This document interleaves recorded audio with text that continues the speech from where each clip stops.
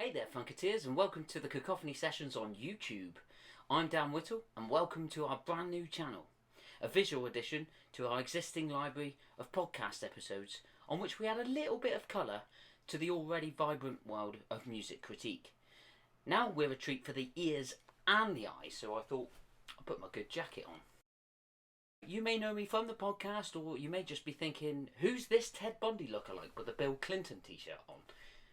Either way, all you need to know is that I'm a music nerd, and whilst I'm not the internet's busiest, I do like to chew people's ears off about music, especially funk and soul music. Now, something I've wanted to do for a long time is to break down the overwhelmingly massive career of my favourite artist, Prince Rogers Nelson. Earlier this year, we did a broader Prince special for the podcast, featuring Arthur Turnbull from the Music Snobs. Go check it out in the link below if you haven't already. And it lit a purple fire under my soul. So this evening, I present to you the first video in a series of many, oh god, so many, in which I'll be reviewing each Prince project in order, called A Purple Life. Now, this is not a Prince channel. We'll have many other artists, albums, songs and various other facets of music appearing here, as well as continuing our podcast series with my co-hosts. So you can follow us on Twitter at CacSessionsPod, and we're available as the Cacophony Sessions on Facebook as well. Oh, and you can click that like button now as well, and subscribe to us on YouTube if you want to stay abreast of our visual content. I said abreast. What are we covering today?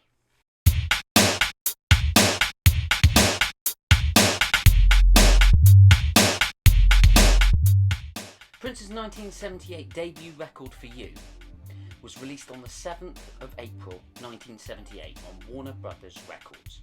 A 19-year-old Prince was given the reins to produce his own material, having turned down the assistance of Earth, Wind and Fire's Maurice White and making the decision to record all 27 instruments by himself, other than some lyrical writing contributions from Chris Moon. This album was made from scratch by the teenage prodigy. 27 instruments. Now, many of them are various different keyboards and percussive instruments, so it's very much a marketing tool, but it's still impressive nonetheless. Sessions began in October 1977, and he went 3 times over budget, obsessively layering tracks and working constantly. Now, executive producer Tommy Vicari was appointed to oversee the work, but Prince was having none of it and largely disregarded any advice. He even booked his own album cover shoot in spite of one already being arranged by Warner Brothers. It's quite basic really, probably because Prince was spending money like it was already the 80s. He wanted absolute control from the very beginning, because Prince. But of course Prince was not a name in 1978, so whilst he may have already seen the future stardom beckoning in his own mind, and I've no doubt he did, how did the record fare? The album opens with a short a cappella number that serves as the title track for the record. The lyrics consist of just 20 words, and I couldn't think of a better way to introduce perhaps what is considered to be one of the wildest careers of any pop musician. All of this and more is for you. With love, sincerity and deepest care, my life with you I share. Gorgeous harmonies, which consist of over 40 vocal layers. This took way longer than expected, and it was absolutely exhausting. One of my favourite album intros ever, really.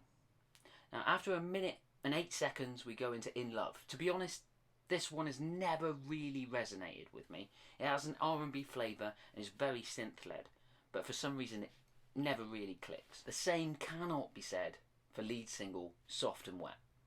Prince's first single, released on his 20th birthday, would reach number 92 on the US Billboard Hot 100. It's very much the prototype for later hits in the vein of Head and Let's Work, in that it's a synth funk song with some thinly veiled innuendo in the lyrics. It's sung much like the rest of the album in his falsetto voice. Allegedly, Prince used falsetto in his earlier career because it hurt him to use his chest voice.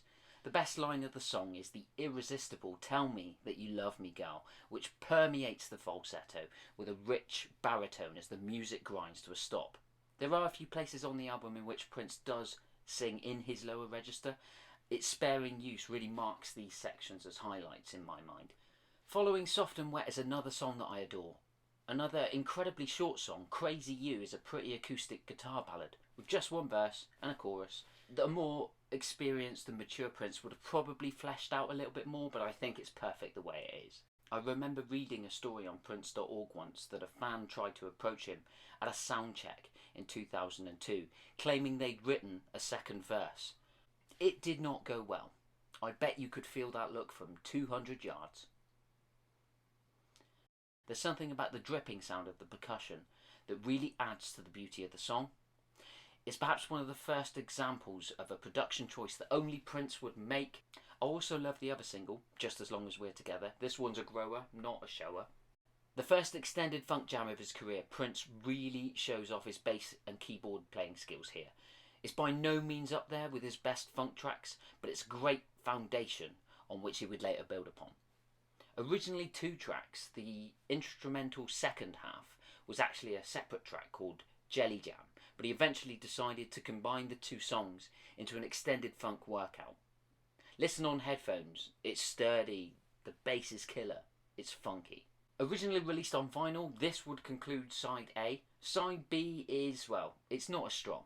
Baby is only remarkable for a refrain that will be put to much better use in 1995 on I Hate You. My Love Is Forever is pretty, but it's forgettable, apart from that guitar solo. So Blue is an odd acoustic track, but the lyrics on these are really quite generic. They come off sounding a little naive at times. It's got little of the freakiness that would become so paramount in his later output and his more successful output. Stop the Press though, the closer, I'm Yours, is straight fire.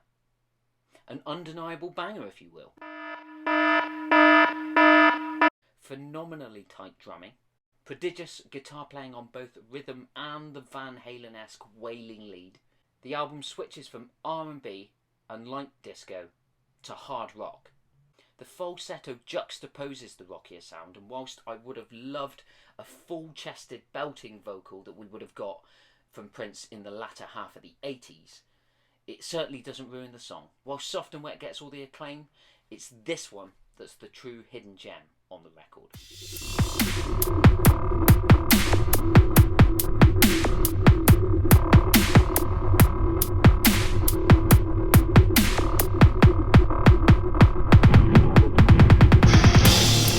For You is a cute record.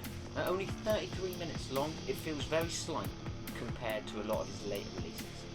Some of the songs feel a little unfinished, and you can tell it's put together by an inexperienced producer. But it's the sound of a raw talent with all the potential in the world and a head full of wonderful ideas. It made virtually no impact overseas, and it only brought a modicum of success to Prince in the United States. But it did put him on the map.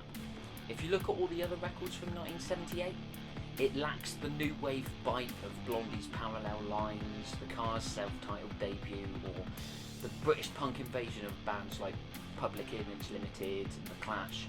It's a tail-end disco record really, but you can tell Prince certainly had his ear to the funk artists and the rock radio stations of the time. The record is important in that it is the first step to Prince finding his identity through music. It's not perfect. I wouldn't even go so far as to say that it's a great record, but as I say, I think it's a cute record.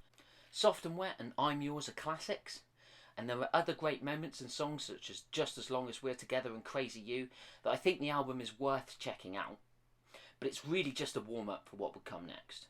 For You is a bit of an anomaly in Prince's catalogue. He didn't start to find his way around the theatre of live performance until after it came out. It was too slight for either the rock or the R&B stations to take seriously, and there was no crossover audience because nobody had heard of him. Even the album title is weird, when you consider that just 3 years later, Prince would abandon the full spellings of both the words for and you and start using, stylistically, the number 4 and the letter U in a way that was synonymous with his branding for the rest of his career. If you've never listened to For You and you're a Prince fan, it's like listening to a dress rehearsal.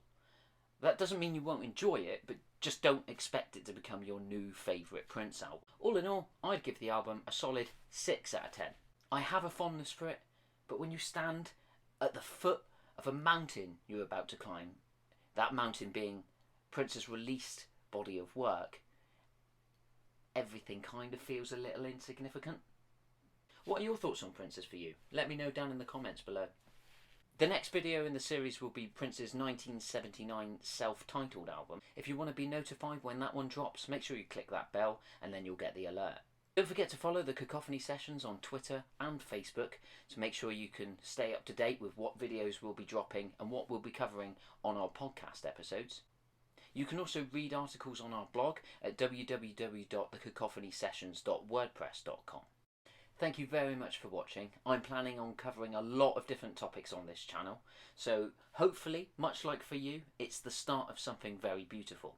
Don't worry, I won't start wearing assless jumpsuits though. So with that image in your head, I must remind you until the end of time, make sure you stay funky.